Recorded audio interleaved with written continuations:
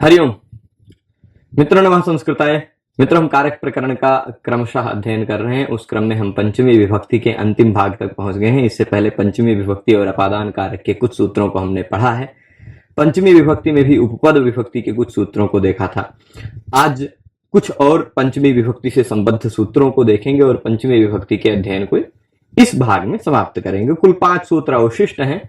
अकर्तरि ऋणे पंचमी से दूरांतिकार्थेभ्यो द्वितीया च तक के पाठ को इस पाठ में हम देखेंगे। तो आज का पहला सूत्र है अकर्तरि ऋणे पंचमी। इसको कुछ ऐसा भी पढ़ सकते हैं, अकर्तरि ऋणे पंचमी। पर यहां पर आप अलग अलग करेंगे तो ये पहले तो कुछ लोग समझ नहीं पाएंगे, तो इसलिए हम इसके टुकड़े करके यहां लिख देते हैं। यह है अकर्तरि, क्या है? अकर्तरि प्लस ऋणे है। अकर्तरि ऋणे पंचमी आगे है ही, वो तो जानते हैं। तो यहां जो ई है, यहां जो ऋ है, इको यणति से इस ई के स्थान पे य हो जाएगा, र ऊपर चढ़ जाएगा, या हो गया, उसमें ऋ मिल जाएगा, तो इस तरह बन जाएगा अकर्तरि ऋणे पंचमी। तो अब यहां समझिएगा, ऋणवाची कोई शब्द होना चाहिए। कौन सा? ऋण।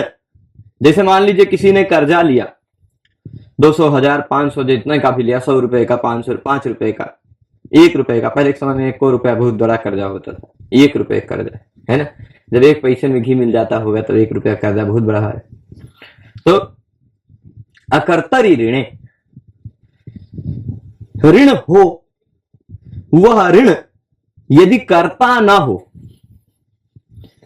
और वह ऋण यदि हेतु बन जाए।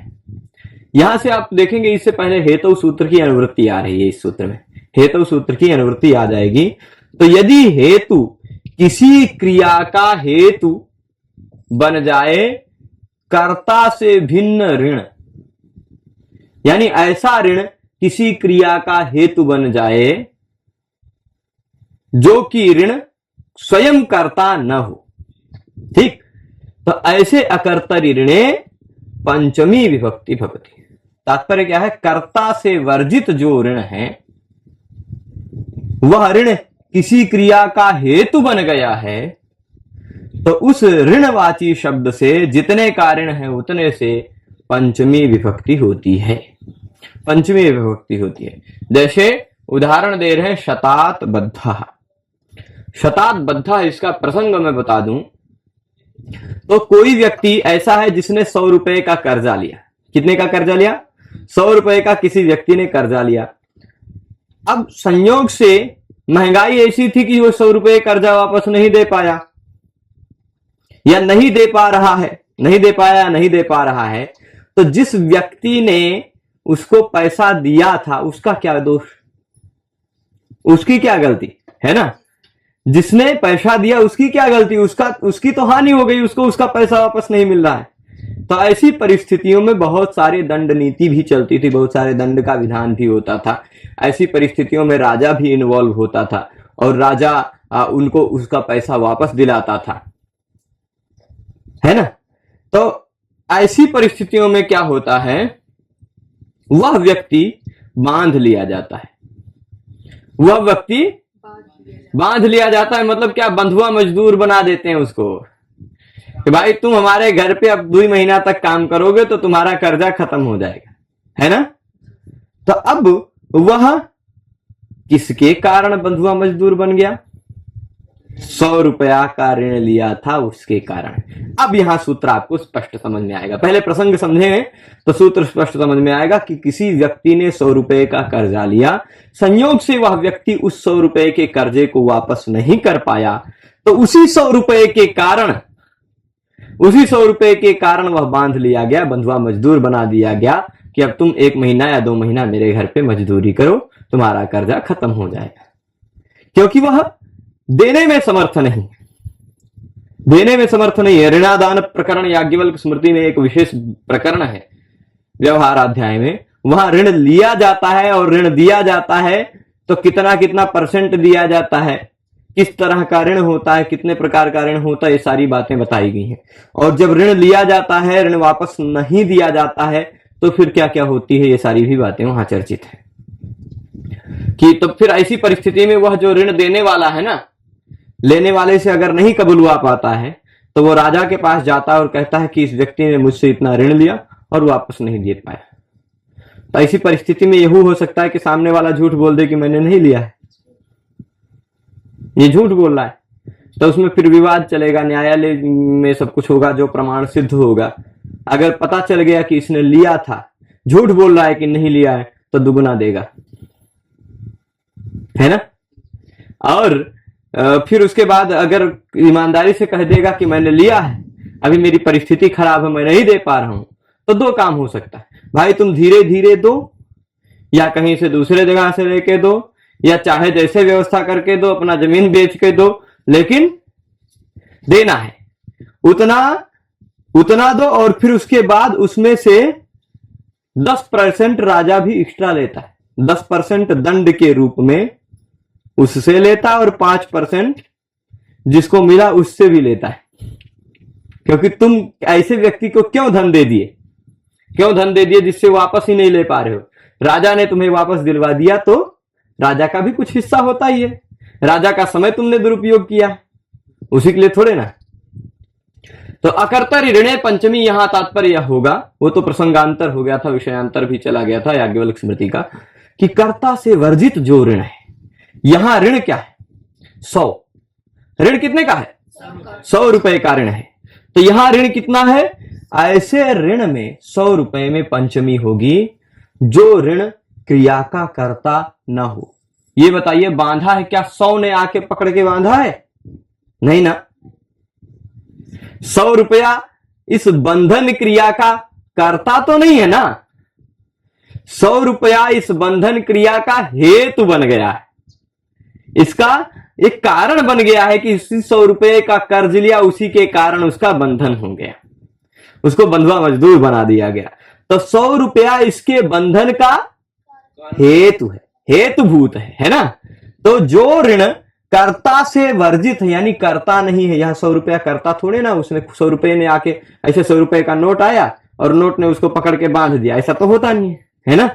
तो 100 ने बांधा नहीं है, इसलिए 100 कर्ता नहीं है, अकर्ता है, और वह ऋण भी है, और वह ऋण इस बंधन का हेतुभूत है ना। तो उस शब्द से, शत शब्द से पंचमी विभक्ति होगी। अब शत शब्द है, शत शब्द से पंचमी विभक्ति कहा गया है, एक नियम है, विंशत्याद्याः सदैकत्वे सर्वाः संख्येय संख्ययोः। विंशति इत्यादि जितनी संख्याएं हैं, वो सारी संख्याएं सदा सर्वदा एक वचन में ही प्रयुक्त होती हैं। शत संख्या का यद्यपि अर्थ 100 होता है, बहुवचन होना चाहिए, पर फिर भी नियमानुसार शत हमेशा एक वचन में ही प्रयुक्त होता है। शतम, शतम, शतम, शतेन, शताय, शतात, शतस्य, शते, ऐसा प्रयोग होता है, उसका द्विवचन बहुवचन नहीं। ठीक है, तो शत शब्द से एक वचन का घसी प्रत्यय जोड़ेंगे, टांग सिंह स्वामीनाथ से आत करके शत आत शतात, शतात बद्धा। ता को फिर आप झलाम जसवंती से दो भी कर सकते हैं, शताद बद्धा, शताद बद्धा। और वावसाने से ता करके शतात बद्धा अलग भी कर सकते हैं, वावसाने से अवसान, अगर बीच में जो स्पेस है, गैप है, उसको अवसान मान करके, तो शताद बद्धा बन जाएगा। यहां शव जो है यह क्या है, कर्ता है क्या बंधन की क्रिया का, नहीं है, ऋण है ना, अकर्ता भी है और ऋण भी है। तो ऐसे शत शब्द से पंचमी होगी। मान लीजिए कोई व्यक्ति 1000 रुपए का कर्जा लिया, 1000 रुपए के कारण बंध गया, तो सहस्रात बद्धा हो जाएगा, है ना। या फिर ऐसा भी हो सकता है कि एक करोड़ों का कर्जा लिया और उसी के कारण भाग गया या कर्ज नहीं चुका पाया, पूरा डूब गया, या ऐसा हो गया कि ऐसा कर्ज लिया कि उसके कारण वह अटैक आ गया, मर गया, तो वो भी एक प्रकार का, वहां 1000 रुपए ने या करोड़ रुपए ने आकर उसको मारा नहीं है, करोड़ रुपए ने आकर मारा नहीं है, करोड़ रुपया वहां कर्जा है, उसका अकर्ता है, ऋण है। तो कोटे है मृतः, कोटे है मृतः, करोड़ के कारण मर गया, मरने का हेतु हो गया, हेतुभूत बन गया ना। ऐसे बहुत सारे उदाहरण की आप कल्पना कर सकते हैं, बस शर्त यही है कि वह ऋण होना चाहिए, कर्जा होना चाहिए, और वह कर्जा है, उस कर्जे से कुछ सिद्ध होना चाहिए। कर्जे से क्या सिद्ध हुआ? कर्जे से उसका मरण सिद्ध हो गया, कर्जे के उससे उसका बंधन सिद्ध हो गया, कर्जे से उसका पलायन सिद्ध हो गया, है ना। अर्बुदात पलायिता, अर्बुदात अरबों रुपया लिया और पलायन कर गया, है ना। तो उस पलायन का हेतु बन गया अर्बुद। अर्बुद ने उसको खुद भगाया नहीं है, करता नहीं है, अकर्ता है, हेतुभूत बन गया है, इसलिए हो जाएगा। सामान भी हो सकता है, रुपया कोई भी हो, कर्ज होना चाहिए, ऋण होना चाहिए, ऋण होना चाहिए। वह ऋणभूत जो ऋण जिस किसी भी चीज का, सुवर्ण हो, मान लो सुवर्ण का कर्जा ले लिया है तो उससे भी कह सकते, कोई दिक्कत नहीं, ठीक है। तो ये हो जाएगा, इसमें किसी को कोई आपत्ति? अब इसके बाद अकर्तरि किम प्रश्न पूछ रहे हैं। यहां तक आप शब्दशः समझ गए होंगे कि कर्ता से वर्जित जो ऋण है वह हेतुभूत हो यदि, तो उससे पंचमी विभक्ति होती है, शतात बद्धा ये हो गया। अकर्तरि किम, कर्ता से भिन्न होना चाहिए, ऐसा क्यों? तो कहेंगे शतेन बंधिता। अगर 100 लोगों ने आकर बांध दिया है उसको तो, या फिर ऐसा कह दीजिए, ये 100 लोगों ने बांध दिया, ऐसा नहीं, 100 रुपए का कर्जा है उसके ऊपर, है ना, 100 रुपए का उसके ऊपर कर्जा है, तो 100 रुपये ने बंधवा दिया, ऐसा कहना चाहे। बंधिता ये अनिच प्रत्यय वाला है, बद्धा बिना निच का है ना। यहां बद्धा मतलब बांध दिया गया, और यहां बंधिता मतलब बंधवाया गया, है ना। बद्धा का मतलब बांधा गया, बद्धा का मतलब क्या हुआ? बांधा गया। बांधा किसने? भाई सैनिकों ने बांधा होगा, या और किसी व्यक्ति ने बांधा होगा, जिसने बंधुआ मजदूर बनाया उसने बांधा होगा, 100 रुपए ने थोड़े ना बांधा, है ना। पर अगर कहीं 100 रुपए को भी हम कर्ता बनाना चाहें, हमने कहा नहीं कि आप अपनी इच्छा के अनुसार किसी को भी कर्ता बना सकते हैं, हम ऐसा भी तो कह सकते हैं 100 रुपए के कारण बांधा गया, ऐसा भी कह सकते हैं, और ऐसा भी कह सकते हैं कि 100 रुपए ने बंधवा दिया। तो बंधवा दिया इस क्रिया का कर्ता 100 रुपया हो जाएगा कि नहीं? अगर कहीं उसको हम कर्ता के रूप में बताते हैं तो पंचमी नहीं होगी, है ना। और वह कर्ता अनुक्त हो जाने के कारण क्या हो जाएगा? यह क्ता प्रत्यय है, क्ता प्रत्यय बंधिता में, ऋष प्रत्यय होने के बाद फिर से क्ता प्रत्यय है, कर्म अर्थ में है, तो कर्ता अनुक्त है, उसमें तृतीया विभक्ति हो जाएगी, है ना। कर्तृकर्ण तृतीया से कर्ता में तृतीया है ना, क्योंकि बंधिता में क्ता प्रत्यय भी है, ऋच प्रत्यय भी है। ऋच प्रत्यय से प्रेरणा अर्थ आया, 100 रुपए ने बांधने के लिए प्रेरित किया, 100 रुपए ने बंधवाया, तो इस बंधवाने की क्रिया का कर्ता 100 रुपया हो गया, और यहां क्ता प्रत्यय जो बाद में लगा है वह कर्म अर्थ में है, इसलिए कर्म अर्थ उक्त होगा। तो शतेन देवदत्ता बंधिता, देवदत्त बंधवाया गया 100 रुपए के कारण, 100 रुपए के कारण, 100 रुपए ने देवदत्त को बंधवा दिया, यह भावार्थ होगा, ठीक है।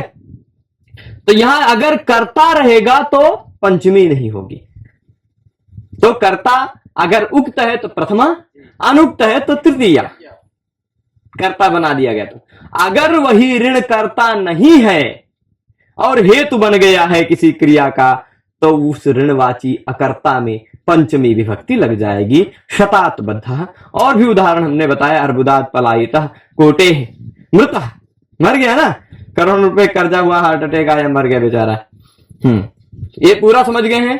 किसी को इस पूरे सूत्र में एक भी शब्द में, एक भी मात्रा में कहीं आपत्ति है तो पूछ सकते हैं, मैं इसको और स्पष्ट करके बताने की क्षमता रखता हूं। आगे चले, ठीक है, आगे चलो। प्रभु हमारी आज्ञा का पालन नहीं कर रहे हैं, चलिए।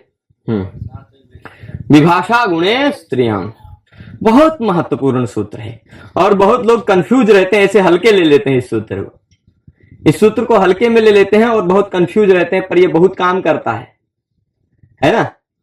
आपने कादंबरी एक सुकनासोपदेश पढ़ा होगा, तो वहां पर भी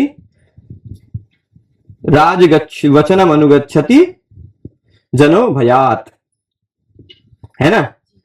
कादंबरी में भी है, राजवचनम अनुगच्छति जनो भयात, ऐसे कुछ है ना। भय, भय के हेतु से, भय में पंचमी विभक्ति जो लगी है ना वो इससे है, विभाषा गुणे अस्त्रियाम से। अभी बताएंगे। यहां देखिएगा, गुणे हेतु अस्त्रीलिंगे प्रथमा वास्यात्। इस सूत्र के दो टुकड़े भी किए जाते हैं, कभी कभी दो टुकड़े किए जाते हैं, एक सूत्र बन जाता है विभाषा है भाई, यही रुको, हाँ यही है, एक सूत्र बन जाता है विभाषा, दूसरा सूत्र बन जाता है गुणे अस्त्रियां। कभी ये इसको योग विभाग कहा गया। व्याकरण शास्त्र में योग मतलब होता है क्या, आप विश्व योग दिवस अभी जून महीने में मनाए हैं ना, वो वाला योग योग शास्त्र वाला है ना, पर वो भी शुद्ध रूप से वो भी योग नहीं है। आप जानते शुद्ध रूप से योग क्या है, वो तो खाली योग का एक दो अंग है, व्यायाम हुआ, कहीं कहीं प्राणायाम भी हुआ, है ना। एक को ठीक से आसन वाला अंग भी ठीक से नहीं हुआ, आसन का भी विकृत रूप व्यायाम हो गया, कुछ हाथ पैर हिला लिए बस कह दिए योग, जबकि योग तो अष्टांग है। योग के एक भी अंग को ठीक से, आसन को भी ठीक से नहीं पकड़े, अपना तो प्राणायाम को ठीक से पकड़े, हो गया योग, है ना। पर योग बहुत उच्च स्तरीय बात है। पर व्याकरण शास्त्र में योग मतलब होता है सूत्र, ध्यान रखिएगा, या व्याकरण शास्त्र में योग मतलब सूत्र। तो योग विभाग यानी सूत्र विभाग, ठीक है। व्याकरण शास्त्र में योग विभाग की परंपरा चलती है, महाभाष्य इत्यादियों में, वहां योग विभाग मतलब सूत्र विभाग। सूत्र है उसका विभाजन कर दिया जाता है, एक सूत्र को दो बना दिया जाता है, या हो सकता है कि वो सूत्र दो ही रहा हो, क्योंकि पाणिनि जी ने जो लिखा है ना अष्टाध्यायी को, वो इस तरह से नहीं लिखा है। ऐसे देख लीजिए, आपको आजकल अष्टाध्यायी मिलती होगी जो पढ़ने को, उस अष्टाध्यायी की विशेषता मैं बता दूं, वह अष्टाध्यायी थोड़ा सा इधर चलो भाई, उस अष्टाध्यायी में आपको ऐसा कुछ लिखा हुआ मिलता होगा। दो तरह से आप समझ सकते हैं, वृद्धिरादैच, फिर उसके बाद अदेंग गुणः, ठीक, उसके बाद इको गुण वृद्धि, ठीक, ऐसे सूत्र मिलता है।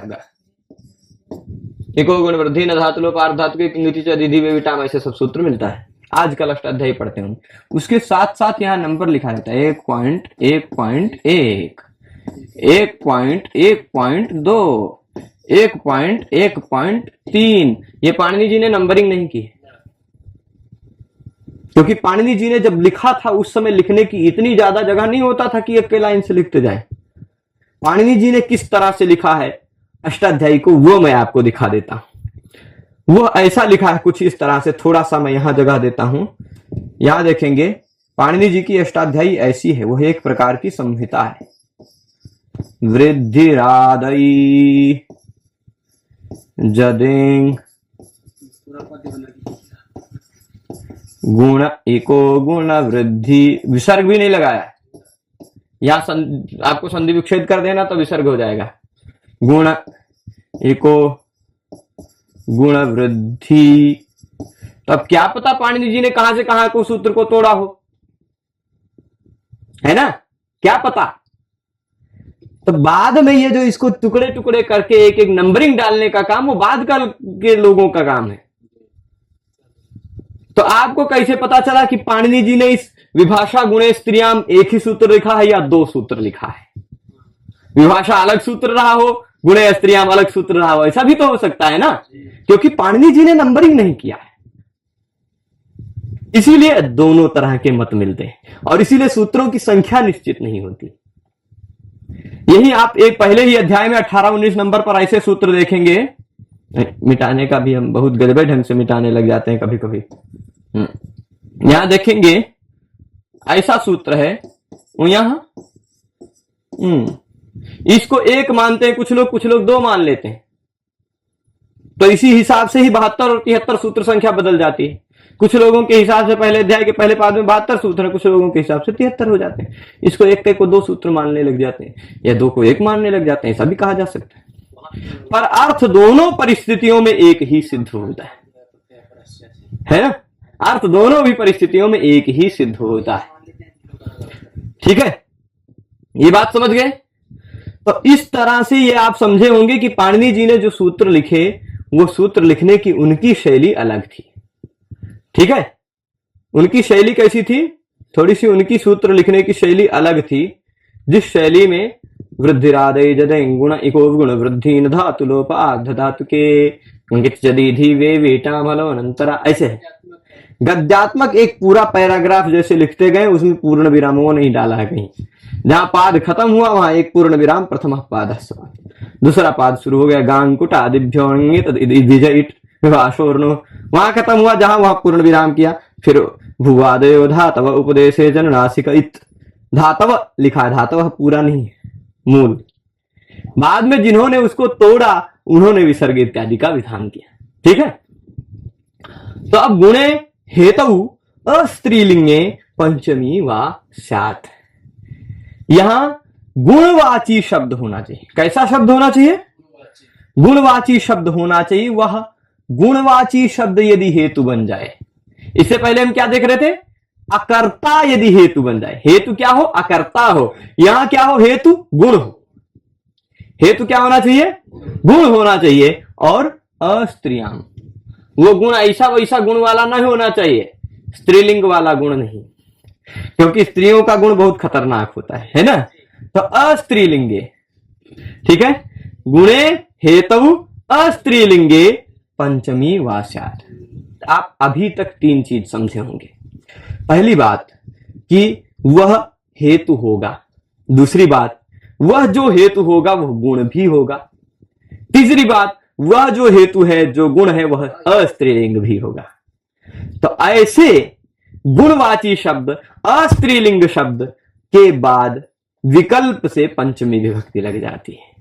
वाह, हेतुवाची शब्द होना चाहिए, हेतु भी होना चाहिए, गुण भी होना चाहिए और अस्त्रीलिंग भी होना चाहिए। ऐसे शब्द के बाद विकल्प से पंचमी विभक्ति हो जाएगी। अच्छा, जब पंचमी नहीं होगी तो क्या होगा? क्योंकि पंचमी कह रहे हैं विकल्प से। आप पहले एक नियम पढ़ चुके हैं, हेतु, तृतीया हो जाएगी। जब पंचमी नहीं होगी तो हेतु तो है ही, वो हेतु से सीधे डायरेक्ट तृतीया भी कर सकते हैं। इसलिए देख लीजिए, जाड्यात बद्धा अथवा जाड्येन बद्धा। अब देखिए वहां यहां भी बंधन हुआ, बंधन क्रिया है ना, बंधन एक क्रिया है। अब उस बंधन क्यों हुआ? इससे पहले वाले उदाहरण में हम ऋण दिखा रहे थे कि ऋण था, कर्जा था, इसलिए बंध गया। इस उदाहरण में हम क्या देख रहे हैं? वो ऋण नहीं था, जड़ता थी, मूर्खता थी। बहुत सारे मूर्ख लोग भी होते हैं जो कहीं बांध लिए जाते हैं, है ना, बंधुआ मजदूर बना दिए जाते हैं या कुछ भी हो जाता है ना। तो जड़ता के कारण, जड़ता के कारण, मूर्खता के कारण वो बंध गया। अब बताइए, जड़ता उसका गुण है ना, उसमें विद्वता होती, बुद्धिमत्ता होती, वो भी एक गुण था। जड़ता है वो भी एक गुण है ना। जाड्य, जड़ता मतलब जड़ता कहेंगे तो गड़बड़ हो जाएगा, जड़ता नहीं जाड्य। जड़ता में और जाड्य में अंतर है। जड़ता स्त्रीलिंग है, स्त्रीलिंग में नहीं होता ना, जाड्य है। ये कैसा है? जाड्य शब्द नपुंसकलिंग है, जाड्यम, है ना। तो अब देखिएगा, जाड्य शब्द है जो कि गुणवाची है और स्त्रीलिंग से भिन्न लिंग का है, अस्त्रीलिंग का है। गुणवाची भी है, अस्त्रीलिंग भी है और बंधन का हेतु भी है। तीनों चीज होनी चाहिए। जाड्य जो एक शब्द है वह क्या है? जाड्य एक प्रकार का उस व्यक्ति का गुण है, उसमें मूर्खता है, ये उसका गुण ही तो है। अब भाई दुर्गुण ही सही लेकिन गुण है ना। सद्गुण भी होता है, कुछ कुछ कुछ कुछ दुर्गुण भी होता है, पर है तो गुण ही। सद्गुण भी गुण है, दुर्गुण भी गुण है। तो जाड्य एक गुण है जो कि गुण हेतु भी है बंधन का, बांध लिया गया जड़ता के कारण, बांध लिया गया ना। तो उस जड़ता, वह जो जाड्य है वह जाड्य हेतु है और अस्त्रीलिंग भी है, गुण भी है, अस्त्रीलिंग भी है, हेतु भी है, गुण भी है, हेतु भी है, अस्त्रीलिंग भी है। इसलिए पंचमी हो जाएगी विकल्प से। जब पंचमी आप लगाएंगे तो जाड्यात बद्धा, जैसे शतात बद्धा था वैसे जाड्यात बद्धा। शतात बद्धा और जाड्यात बद्धा में अंतर आप क्या पकड़ेंगे, क्या अंतर आप जानेंगे? तो अंतर यही आपको पकड़ के रखना है, शतात बद्धा और जाड्यात बद्धा में क्या पकड़ना है अंतर? वहां पर 100 रुपए का कर्ज था, वहां ऋण था, और वह ऋण बंधन क्रिया का कर्ता नहीं था। ठीक है, यहां क्या है, वह गुण है, ऋण नहीं है। गुण और ऋण में बहुत अंतर है ना? ऐसा थोड़े ना कि किसी से मूर्खता उधार में ले ली थी, इसलिए उधार के कारण मूर्खता लिया बढ़ गए बन गया, है ना? तो वह ऋण वाली बात नहीं है यहां। अकर्तरी ऋणे पंचमी नहीं लगेगा यहां पर। यहां जाड्य एक गुण है, उस गुण के कारण, जो कि गुण हेतु भी हो गया बंधन का, जो कि गुण अस्त्रीलिंग भी है। यदि जड़ता होता, जड़ता के कारण बांध दिया गया तो जड़तया बद्धा ऐसा प्रयोग करता, जड़ता या बद्धा नहीं होता। क्यों? क्योंकि जड़ता स्त्रीलिंग शब्द है ना? अर्थ समान है। जड़ता के कारण बांधा गया, यह जाड्यात बद्धा का भी है, जाड्यन बद्धा का भी वही अर्थ है, और जड़तया बद्धा इसका भी वही अर्थ है। परंतु जड़ता शब्द क्योंकि स्त्रीलिंग में है, तलंता स्त्रियाम, इसलिए उसमें पंचमी नहीं लगेगी, और जाड्य शब्द स्त्रीलिंग में नहीं है, इसलिए उसमें पंचमी लग जाएगी। तो तीनों विशेषता होनी चाहिए उसमें, एक तो गुण भी हो वहां, एक तो स्त्रीलिंग भी हो वहां, और तीसरा हेतु भी हो वहां। तो ऐसे तीनों विशेषताओं से युक्त जो शब्द है, उसी शब्द से विकल्प से पंचमी होती है। जब पंचमी नहीं होती तो हेतु होने के कारण उसमें तृतीया लग जाती है। पूरी तरह से क्लियर है ना? किसी को कठिनाई? अब पूछ रहे गुणे किम, जाड्यात बद्धा, जाड्यन बद्धा। इसी तरह ऐसा भी हो सकता है, जाड्यात नहीं, जैसे वो जानते हैं आप बैल, है ना? बैल कैसा होता है? कोई कोई बैल बहुत अच्छे होते हैं, कोई बैल बहुत मरकहा होते हैं। तो मरकहा होने के कारण बांध लिया जाएगा क्या वो बैल, कि अच्छा है इस कारण से बांध लिया जाएगा, है ना?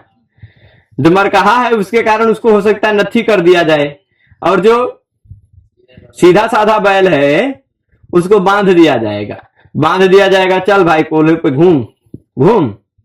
गुणा नाम है वो दौरात्म्यात धुरी धुरियो नियुज्यते, अर्थांतरन्यास के उदाहरण में दिया है। असंजात किरण स्कंध सुखम सुखिति गौरगली, ये आपको मिलेगा। वैधर्म से उदाहरण, वैधर्म से जो अर्थांतरन्यास है, विशेष के द्वारा सामान्य के समर्थन का, विशेष के द्वारा सामान्य के समर्थन का वैधर्म से अर्थांतरन्यास का उदाहरण दिया है। तो वैसे ही यहां भी है, गुणे किम, प्रश्न पूछ रहे हैं कि गुण क्यों। अच्छा, इसका मैं और उदाहरण बता रहा था भाई, वो बैल क्यों बांध लिया गया? क्योंकि वो बैल सीधा है ना? तो उस सज्जनतया बद्धा, उस सज्जन मतलब उसके गुण के कारण, उसके सीधापन के कारण, है ना? साधुतया, साधुता है उसमें। साधुतया अगर स्त्रीलिंग में कहेंगे, स्त्रीलिंग में साधुता शब्द है, तो उसके बंधन का हेतु अगर साधुता स्त्रीलिंग कहेंगे तो साधुतया बद्धा केवल तृतीया होगी हेतु शुद्ध से। परंतु अगर साधुत्व कह दें तो साधुत्व शब्द तो स्त्रीलिंग नहीं है, तो वह साधुत्व उस बैल का सीधापन के कारण बांध लिया गया। वह सीधापन के लिए जो साधुत्व शब्द है, वह साधुत्व शब्द स्त्रीलिंग नहीं है, गुण है। सीधापन गुण भी तो है, और उसके बंधन का हेतु भी है, गुण भी है, और उसके साथ साथ स्त्रीलिंग भी है। तो साधुत्वात् बद्धा और साधुत्वेन बद्धा दोनों प्रयोग कर सकते हैं। ठीक, साधुत्वात् बद्धा और साधु गुणे किम, गुणवाची शब्द होना चाहिए, तभी विकल्प से पंचमी होगी।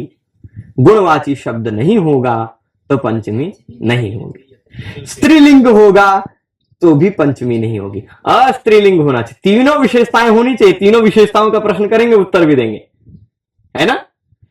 गुण होगा, स्त्रीलिंग से भिन्न होगा, हेतु होगा, तो ही पंचमी और तृतीया दोनों होगी। विकल्प से पंचमी होगी, हेतु से तृतीया हो जाएगी, है ना? इससे पंचमी, हेतु से तृतीया दोनों होगी। परंतु यदि गुण नहीं है, भले वह स्त्रीलिंग हो, भले वह हेतु हो, अस्त्रीलिंग हो, हेतु हो, तो भी पंचमी नहीं होगी। यदि वह गुण भी है, हेतु भी है, पर स्त्रीलिंग है, अस्त्रीलिंग नहीं है, तो भी केवल तृतीया होगी। है ना, बात समझ रहे होंगे। तो गुणे किम, गुण होना चाहिए, ऐसा क्यों कह रहे हो? धन बताइए, कोई गुण है क्या? धन कोई गुण है? नहीं। अब किसी के पास धन खूब हो जाता है तो उसका कुल बहुत पूजनीय हो जाता है ना। यस्यास्ति वित्तम सनरः कुलीनः सपंडितः सश्रुतवान गुणज्ञ। वो जेकरे पास धन है ना, वही सबसे बड़ा कुलीन है, अच्छे कुल में पैदा हुआ, चाहे कितनों खराब कुल का क्यों ना हो, है ना। जैसे अब उदाहरण नहीं देंगे, तो कितनों खराब कुल का क्यों, कितना धूर्त व्यक्ति क्यों ना हो, कितना नीच व्यक्ति क्यों ना हो, अगर उसके पास धन है ना, मनीराम जी हैं तो फिर वह कुलीन है। तो अब धन के कारण उसका कुल प्रसिद्ध हुआ, है ना। किसके कारण प्रसिद्ध हुआ? धन के कारण। धन उसके कुल का हेतु है, कुल की प्रसिद्धि का हेतु है ना। हेतु है कि नहीं धन? लेकिन धन कोई गुण है क्या? यह धन इसके कुल की प्रसिद्धि का हेतु है, लेकिन फिर भी यह धन कोई गुण नहीं है। जैसे व्यक्ति के पास जड़ता होती है, जैसे मूर्खता होती है, सज्जनता होती है, जैसे किसी के पास बुद्धिमत्ता होती है, साधुता होती है, वैसे धन है क्या? कोई गुण है आपका? आपका द्रव्य है, द्रव्य है। गुण अलग होता है, द्रव्य अलग होता है। तो धन कोई गुण नहीं है। हेतु तो है भले कुल की प्रसिद्धि का, पर गुण नहीं है। हेतु भी है, अस्त्रीलिंग भी है कि नहीं? स्त्रीलिंग से भिन्न है, हेतु भी है, स्त्रीलिंग से भिन्न भी है, फिर भी गुण नहीं है। इस कारण से पंचमी नहीं हुई, है ना। यदि सूत्र में गुणे नहीं होता, विभाषा स्त्रियाम होता, तो यहां भी होने लग जाता, है ना। यहां भी पंचमी होने लग जाती। गुणे कहा गया है, यानी वह स्त्रीलिंग भी होना, स्त्रीलिंग नहीं होना चाहिए, अस्त्रीलिंग होना चाहिए, और गुणवाची भी होना चाहिए, हेतु भी होना चाहिए, तीनों विशेषताएं चाहिए। तो वह धन में तीनों विशेषताएं नहीं है, धन गुण नहीं है, इसलिए यहां पर पंचमी नहीं होगी, केवल हेतु सूत्र लगेगा, उससे तृतीया होगी। ठीक है, ये बात समझ गए। आगे प्रश्न पूछ रहे अस्त्रियाम किम। चलो भाई, अस्त्रियाम शब्द को क्यों रखा गया सूत्र में, एक बार मिटा के देख लेते हैं। मान लीजिए अस्त्रियाम शब्द नहीं है, तो सूत्र कैसा बन जाएगा? आप देख लीजिए कैसा सूत्र बन जाएगा? विभाषा गुणे। ठीक है, यदि सूत्र में अस्त्रियाम शब्द नहीं होता तो ऐसे सूत्र बन जाता ना, विभाषा गुणे, विभाषा गुणे। यानी हेतुभूत कोई भी गुण हो, हेतुभूत कोई भी गुण हो, उससे पंचमी विभक्ति विकल्प से हो जाती है ना। पर अस्त्रियाम कहा है, इससे मतलब पता चलता है कि स्त्रीलिंग नहीं होना चाहिए वो, है ना। तो यहां क्या हो जाता? बुद्ध्या मुक्ता। कोई व्यक्ति ऐसा है जिसके पास खूब बुद्धि है ना। कैसी है? खूब बुद्धि है, बुद्धि नहीं, बुद्धि। तो खूब बुद्धि है, तो बुद्धि के कारण वो मुक्त हो गया, बंधा हुआ था, बुद्धि लगाया, मुक्त हो गया। तो अब उसकी मुक्ति, उसके मुक्त होने का हेतु है कि नहीं? बुद्धि हेतु है, और बुद्धि एक गुण भी है। न्याय शास्त्र में जो 24 गुण बताए गए हैं, रूप रस गंध स्पर्श संख्या परिमाण पृथक संयोग विभाग परत्व परत्व गुरुत्व द्रवत्व स्नेह शब्द बुद्धि, 16वां नंबर का गुण आपको मिल जाएगा, बुद्धि नामक गुण है। तो बुद्ध्या मुक्ता, बुद्धि एक गुण भी है और बुद्धि हेतु भी है मुक्ति का। तो विभाषा गुणे से इसके कारण यहां भी पंचमी होने लग जाती, परंतु क्योंकि सूत्र में अस्त्रियाम कहा गया है, इसलिए स्त्रीलिंग से भिन्न शब्द रहेगा, तभी पंचमी होगी।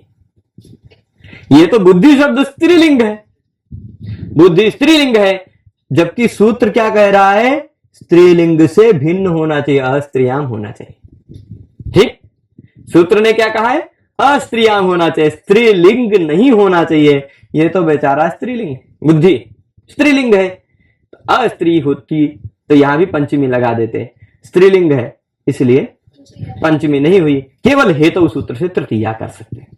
ठीक है। अब इसके बाद मेन बात यहां से शुरू होती है, जो समझने वाली बात है। अब अगर इसको सूत्र को अलग अलग दो टुकड़े में बांट दिया जाए, एक सूत्र विभाषा बना दिया जाए, एक सूत्र गुणे स्त्रियाम बन जाए, है ना, एक विभाषा सूत्र बन जाए, एक गुणे स्त्रियाम बन जाए, तो विभाषा का तात्पर्य क्या होगा? विभाषा वाले सूत्र का कोई भी हेतु हो, कोई भी हेतु हो, वो चाहे गुण हो, चाहे स्त्रीलिंगों में हो, चाहे ना हो, चाहे गुण हो चाहे अगुण हो, गुण स्त्रियां तो बाद में सूत्र आएगा ना। इसमें विभाषा एक अलग सूत्र बना दिया गया, इसमें केवल हेतु सूत्र से हेतु की अनुवृत्ति आ रही है।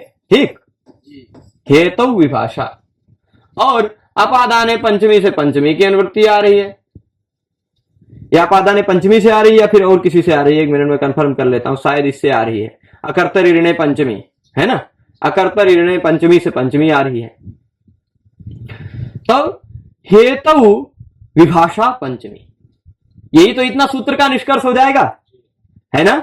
अगर विभाषा इस सूत्र को हम अलग अलग दो टुकड़ों में बांट दें, विभाषा गुणे स्त्रियाम को, क्योंकि पाणिनि जी ने खुद से टुकड़ा नहीं किया है, बाद के लोगों ने टुकड़ा किया है, भाष्य ने इस टुकड़े का समर्थन भी किया है, महाभाष्यकार ने ऐसा समर्थन किया कि विभाषा एक अलग सूत्र बना दो, गुणे और स्त्रियाम अलग सूत्र बना दो। तो जो विभाषा सूत्र है वो विभाषा सूत्र क्या काम करेगा? विभाषा सूत्र क्या काम करेगा? कहेगा कि भाई जो हेतु है उस हेतु में विकल्प से पंचमी विभक्ति होती है, इतना ही रहेगा ना। अकर्ता ऋणे पंचमी से पंचमी भी ले आइए, ठीक, तो हेतु विभाषा पंचमी भवति। तो कोई भी हेतु हो, चाहे जैसा हेतु हो, पंचमी हो जाएगी विकल्प से। यह इस विभाषा का टुकड़ा करने पे अर्थ निकलेगा। फिर जब गुणे स्त्रियाम सूत्र में आएंगे तो गुणे स्त्रियाम सूत्र में विभाषा की भी अनुवृत्ति चली जाएगी, है ना। दूसरे के सूत्र में गुणे स्त्रियाम सूत्र में आएंगे तो गुणे स्त्रियाम में विभाषा की भी अनुवृत्ति चली जाएगी। तो उसका क्या अर्थ हो जाएगा? गुणवाची शब्द स्त्रीलिंग से भिन्न हो, हेतु हो, तो उसमें विकल्प से पंचमी होगी। जो अर्थ अभी हम पढ़ चुके हैं वह गुणे स्त्रियाम सूत्र से ही अर्थ निकल आएगा, विभाषा की अनुवृत्ति के कारण। और विभाषा एक अलग सूत्र बन जाने के कारण उसका अर्थ क्या निकल जाएगा? कोई भी हेतु हो उसमें विकल्प से पंचमी हो सकती है। ठीक, तो ऐसे आपको बहुत सारे उदाहरण मिलेंगे न्याय शास्त्र में भी। पर्वतो वह्निमान धूमात, पर्वतो वह्निमान धूमात, वहां धूमात में पंचमी कैसे हुई? ना तो वह अपादान है ना तो कुछ है, किसी भी प्रकार से वहां पंचमी नहीं हो पा रही थी, इसलिए हेतु है वह। भाई अग्निमान क्यों है, वह्निमान क्यों है? उसका हेतु है धुआं, धुआं दिखाई पड़ रहा है उस कारण से, तो हेतु है धुआं। तो वहां उस हेतु में पंचमी विभक्ति हो गई, धूमात वह्निमान, या धूमेर वह्निमान भी कह सकते हैं, पर ज्यादातर हेतु वाले वाक्य पंचम में तो प्रयोग किए गए हैं, ठीक, शास्त्रों में। तो यहां क्या कह रहे हैं? विभाषा इति योग विभागात। योग विभाग मतलब सूत्र विभाग। मैंने अभी शुरुआत में ही बताया, योग मतलब बाबा रामदेव वाला योग नहीं। आप व्याकरण पढ़ रहे हैं, व्याकरण का योग मतलब सूत्र, ठीक। तो योग विभाग मतलब सूत्र का विभाग कर दिया। कैसा विभाग किया? विभाषा एक अलग सूत्र बना दिया। शायद मैं समझ रहा हूं कि आप सब समझ रहे हैं, यदि नहीं समझ रहे हैं तो पूछेंगे, मैं बताने का पूरा प्रयास करूंगा, खड़ा हूं आप सबके लिए ही। तो विभाषा एक ऐसा योग विभाग किया गया, अलग से सूत्र बनाया गया, उससे क्या हो जाएगा? गुण से भिन्न स्त्रीलिंग में भी कहीं कहीं पंचमी हो जाएगी। जो गुण नहीं है हेतु, अगुण है, ऐसे हेतु में भी पंचमी हो जाएगी। जो स्त्रीलिंग में है ऐसी भी हेतु में पंचमी हो जाएगी, है ना, कहीं कहीं।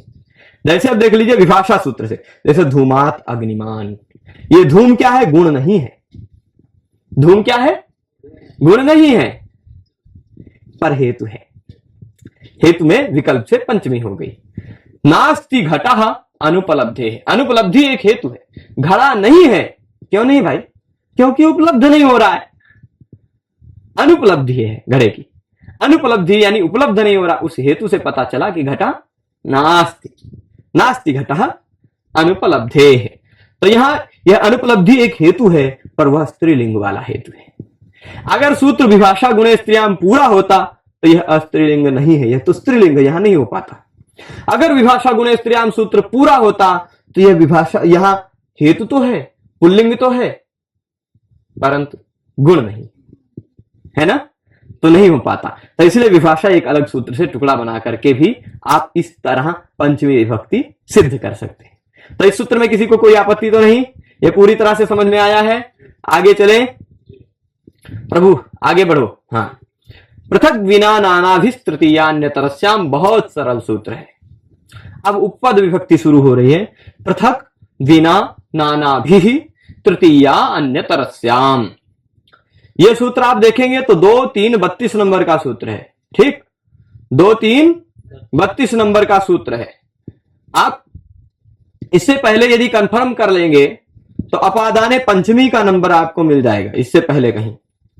ठीक है, और उसी के आसपास कहीं एनपा द्वितीया सूत्र भी मिल जाएगा। ठीक, एनपा द्वितीया, और क्या मिल जाएगा आपको, एक तो एनपा द्वितीया मिल जाएगा, उसी के आसपास मिल जाएगा अपादाने पंचमी। नंबर देख लीजिएगा, कंफर्म कर लीजिएगा। तो यहां पर एनपा द्वितीया, इस सूत्र से हम किस शब्द की अनुवृत्ति ले आएंगे, द्वितीया। ठीक, द्वितीया, और अपादाने पंचमी से हम पंचमी की अनुवृत्ति ले आएंगे, मंडू कप्लुति से। अपादाने पंचमी कितने नंबर का है, ये कितने नंबर है, 32। चारे सूत्र तक तो लेके आना पंचमी का। ठीक है, 2, 3, 31 नंबर मिल गया एनपा द्वितीया, इसके तुरंत पहले है ना।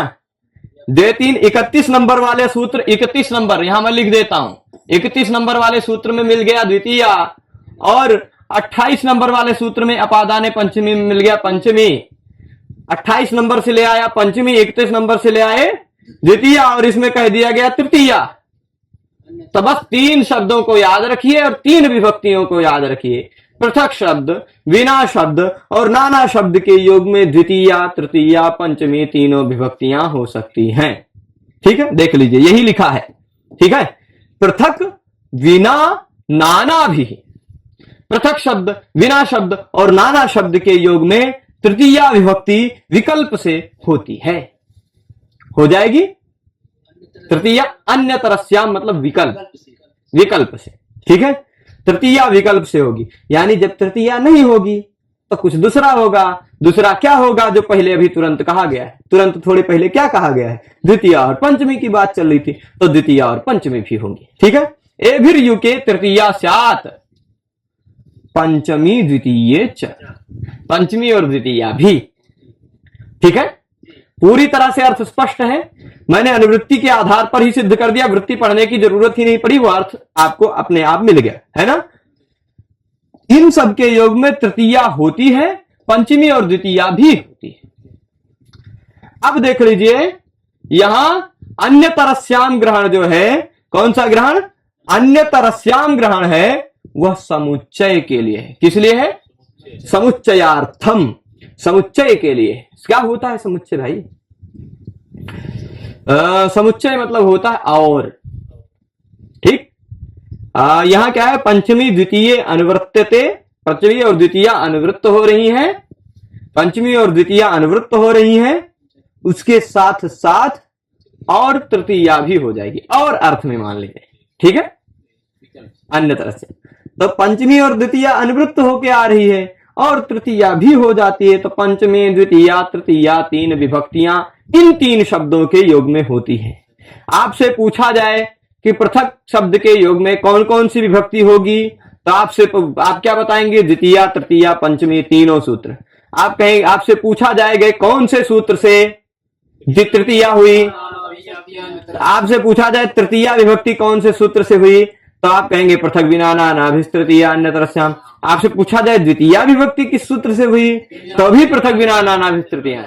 तो कोई पूछ लेगा कि भाई सूत्रवा तो कहता है तृतीया, आप काहे द्वितीया कह रहे हो और काहे पंचमी कह रहे हो, तो पहले के सूत्रवा से द्वितीय और पंचमी दोनों अनुवृत्त करके ले आएंगे, दोनों की अनुवृत्ति होकर आ जाएगी, काम चल जाएगा। ठीक है, तो यहां देख लीजिए पंचमी द्वितीय अनुवर्ते थे, पंचमी और द्वितीय की अनुवृत्ति हो रही, मैंने पहले ही दिखा दिया आपको। 31 नंबर सूत्र से द्वितीय आ रही है और 28 नंबर सूत्र से पंचमी आ रही है, साफ साफ दिख रहा है ना। वही तो ये कह रहे हैं पंचमी द्वितीय अनुवर्ते थे पंच, तो इसलिए यहां पृथक के योग में रामेण, रामात, रामम तीनों हो गया। पृथक रामेण, पृथक रामात, पृथक रामम, रामात पृथक, रामेण पृथक, रामम पृथक, रामात नाना, रामम नाना, रामेण नाना, रामात विना, रामेण विना, रामम विना। हो जाएगा, कोई आपत्ति नहीं ना। एवं विना नाना, इसी तरह विना नाना के योग में भी द्वितीय तृतीय पंचमी तीनों विभक्तियों का आप योग कर सकते हैं। ठीक है, तो पृथक विना नाना भी तृतीय अन्यतरस्याम में किसी को कोई आपत्ति तो नहीं, बहुत सिंपल सूत्र है। पृथक शब्द, विना शब्द, नाना शब्द, इन तीनों शब्दों के योग में केवल आपको सूत्र तृतीय विभक्ति, द्वितीय विभक्ति और पंचमी विभक्ति तीनों विभक्तियां कर दें। इसी सूत्र से तीनों विभक्तियां इसी सूत्र से होंगी। ठीक है, हाँ क्या बात है। अब देखिए ये सब संख्या देख लीजिए, ये संख्या के हिसाब से भी गणित करके बता रहे। देखिए ये कह रहा है द्वितीय विभक्ति होगी, ये कह रहा है तृतीय विभक्ति होगी, और ये 2 3 5 मतलब पंचमी विभक्ति होगी। क्या बात है, ऐसे तो हमने भी नहीं सोचा था। वाह कमाल करते हैं आप भाई। तो हो गया, द्वितीय तृतीय पंचमी तीनों विभक्ति हो जाएगी इस सूत्र से, कोई आपत्ति नहीं ना। आगे चलते हैं, पाणिनि के घराना का, बिल्कुल पाणिनि जी ने भी गजब संख्या रख दी। क्या बात है। आगे देखिए बड़ा सा सूत्र आ रहा है, करणेच स्तोकाल्प कृच्छ कतिपयस्यासत्ववचनस्य। करणेच, करणेच यहां करण में भी कह रहे हैं। ठीक, करणे च, करण में भी तृतीय पंचमी होती है। ठीक है, पर कैसा, कौन कौन सा शब्द होना चाहिए? स्तोक शब्द होना चाहिए। कौन कौन सा शब्द देख लीजिए, स्तोक शब्द, अल्प शब्द, कृच्छ्र शब्द, कतिपय शब्द, ये 4 शब्द। कौन कौन शब्द? स्तोक, अल्प, कृच्छ्र, कतिपय, 4 शब्द पकड़ लेंगे। स्तोक, अल्प, कृच्छ्र, कतिपय। किस अर्थ में? करण अर्थ में। करण अर्थ में ये 4 शब्द हों, और ये 4 शब्द कैसे हों? असत्व वचन हो। असत्व वचन का तात्पर्य होता है सत्य, जिसका, जो सत्व के बारे में कह रहे हैं, जो सत्ता के बारे में कह रहे हैं। सत्वम वक्तीति सत्व वचन, सत्व के बारे में जो बोलता है, जो सत्व के बारे में कहता है, वह सत्व वचन है। वैसे सत्व क्या है? द्रव्य, द्रव्य, क्योंकि जिसकी सत्ता है वह सत्य है। चादयो सत्वे इत्यादि सूत्र भी देखेंगे तो वहां असत्य का तात्पर्य अद्रव्यवाचिना चादय। ठीक, तो असत्व मतलब होता अद्रव्य, सत्व मतलब होता है द्रव्य। तो असत्व मतलब अद्रव्य वचनस्य। यहां क्या कह रहे हैं? अद्रव्य वचनेभ्य। असत्व वचनेभ्य क्या क्या अर्थ लेंगे? जो द्रव्य वचन न हो, जो द्रव्य के बारे में न कहता हो। द्रव्य मतलब आप जानते हैं पृथ्वी, जल, तेज, वायु, आकाश, काल, दिक्, आत्मा, मन, ये द्रव्य, जिसकी सत्ता है। ये पेन है, ये सत्ता है, पार्थिव है, ये भी द्रव्य है। मेरा हाथ भी द्रव्य है, मैं भी द्रव्य हूं, मेरा मोबाइल भी द्रव्य है, पुस्तक भी द्रव्य है। तो ऐसा द्रव्य वचन नहीं होना चाहिए, अद्रव्य वचन होना चाहिए। ठीक है, उसके करण में स्तोक, अल्प, कृच्छ, कतिपय, असत्य, ये सारे शब्द हों, 3-4 शब्द, स्तोक, अल्प, कृच्छ, कतिपय, ये 4 शब्द हों, असत्य वचन हो, तो उसके करण में, तृतीय करण में क्या होता है? तृतीय और पंचमी दोनों विभक्तियां होती हैं। करणे च।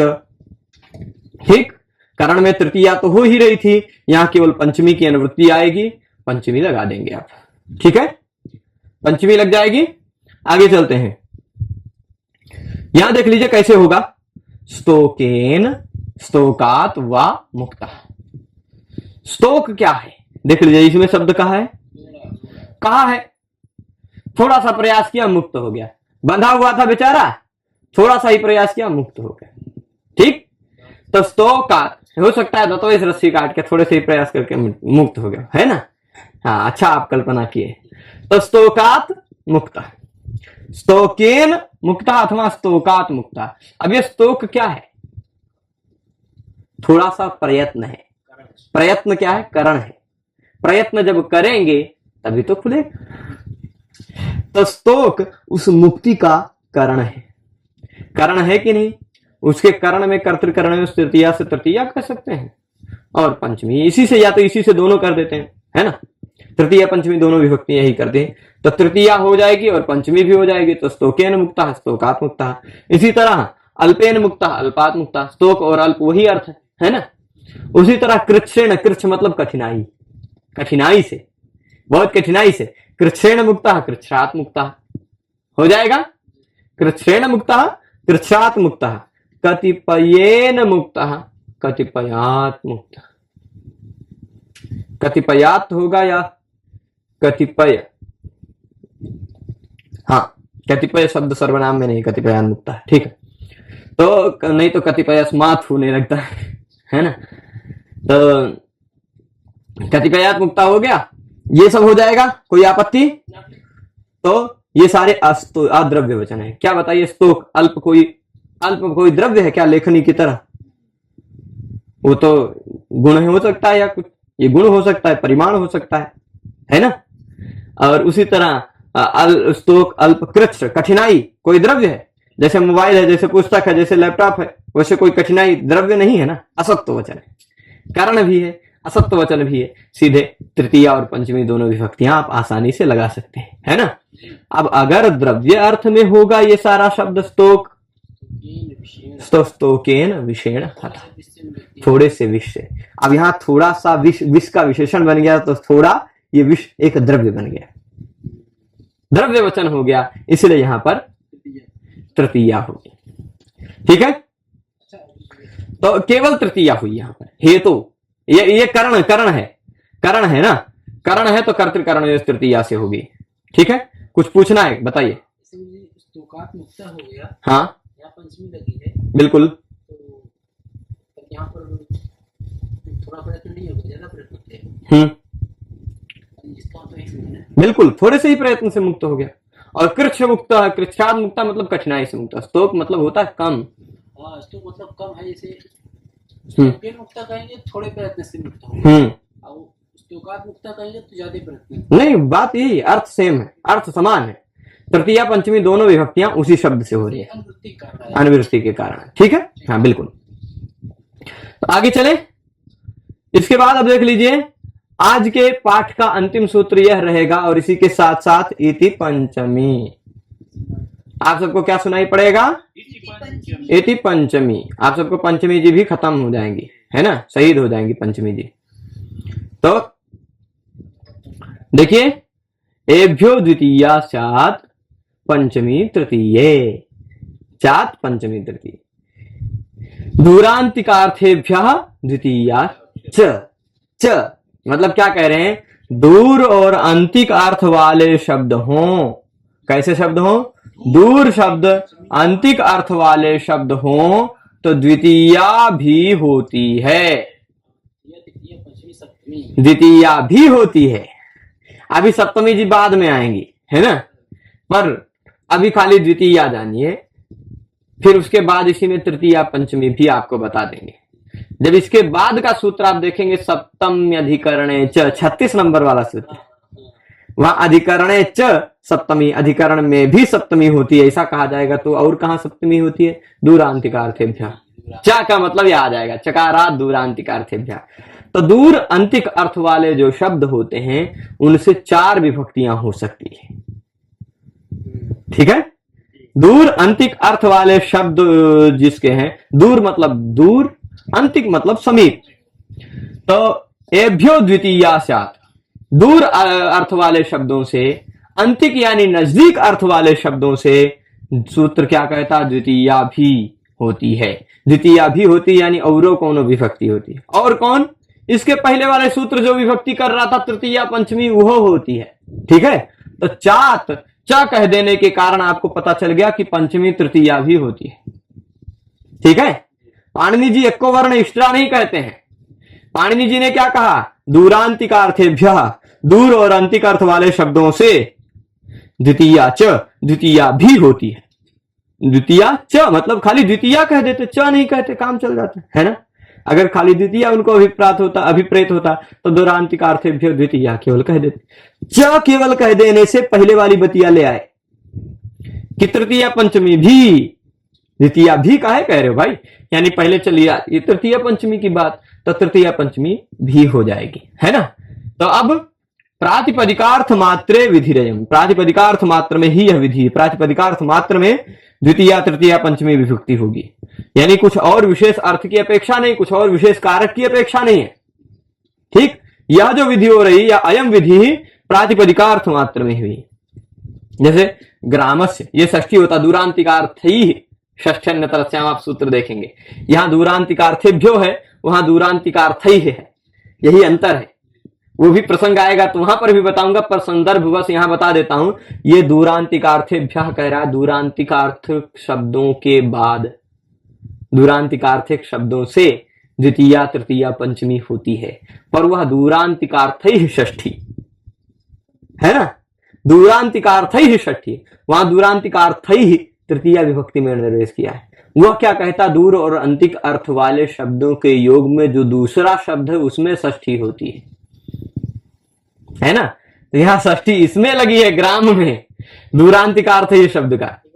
यही बात फिर से मैं बताऊंगा। देखिए सूत्र दो है, एक दूरांतिकार्थेभ्यः, एक दूरांतिकार्थैः। तो आप दोनों का अंतर स्वतः समझ जाइए भाई। पाणिनि जी एको विभक्ति एक्स्ट्रा फालतू थोड़े ना लगाते हैं, है ना। पाणिनि जी ने कहा दूरांतिकार्थेभ्यः, तो मतलब भाई जहां पंचमी लगाते हैं पाणिनि जी, वहां पंचमी का बहुत महत्व होता है ना।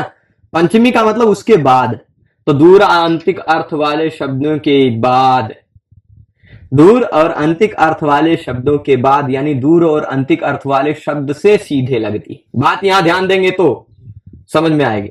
दूर अर्थ वाला शब्द क्या है, दूर है, दूर है, अंतिक है, यही शब्द है, समीप है, निकषा है, निकट है, ये मतलब निकषा तो अव्यय हो जाएगा, निकट हो जाएगा, है ना, निकटम। तो ये सारे शब्द हैं, ये सारे शब्द हैं कैसे हैं, दूर अंतिक अर्थ वाले शब्द हैं। इन सभी शब्दों से द्वितीया तृतीया पंचमी सप्तमी चारों विभक्तियां होंगी। जब आप पूरा निष्कर्ष समझेंगे तब। तो आप दूर शब्द के बाद विभक्ति लगा रहे हैं, दूरम, दूरेण, दूरात, दूरे। परंतु दूरांतिकार्थ ही क्या कहता है, दूर और अंतिक अर्थ वाले शब्दों के बाद विभक्ति नहीं होती है, उन शब्दों के योग में जो दूसरा शब्द है उसके बाद विभक्ति होती है। कंफ्यूज रहते हैं लोग, बहुत कंफ्यूज रहते हैं। दूरांतिकार्थैः षष्ठ्यन्यतरस्याम कहता, दूर और अंतिक अर्थ वाले से षष्ठी होती है, और दूरांतिकार्थेभ्यो द्वितीया च कहती है कि द्वितीया तृतीया पंचमी होती है।